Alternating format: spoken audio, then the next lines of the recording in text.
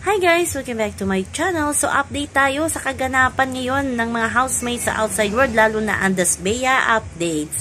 Kung ano-ano ang mga kaganapan sa buhay-buhay ni Dustin at ni Bianca at ang tungkol sa kanilang pagkikita. So nakita niyo sa video na si Bianca ay may mall tour ngayon sa KCC Mall, Cotabato, kasama ang kapamilya housemate na sina Isner, River, Ralph, Emilio at si Brent. Habang si Dustin naman ay nakita nyo na may workshop siya. Yung manager niya yung nag-update na nag-workshop itong si Dustin baka sa upcoming movie niya na Shake, Rattle and Roll. So, LDR muna ngayon ang Dasbea.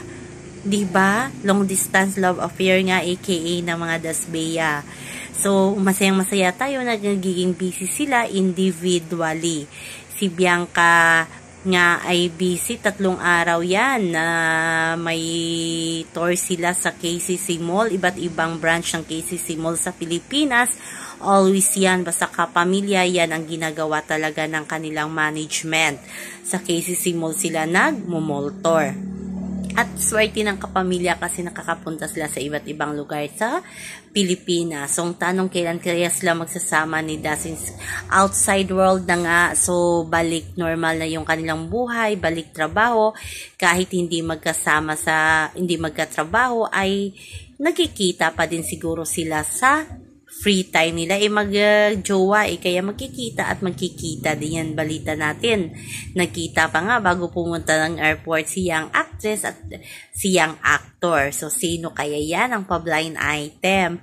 So, masayang-masaya tayo sa kaganapan ng Dasbea at balita ko may upcoming project din daw. Pero sa ngayon, hindi muna daw sasabihin kung anong project yun. So, abangan na lang natin kasi pag sinabi mabulyaso, hindi pa sure kung matutuloy yun. So, abang-abang na lang tayo.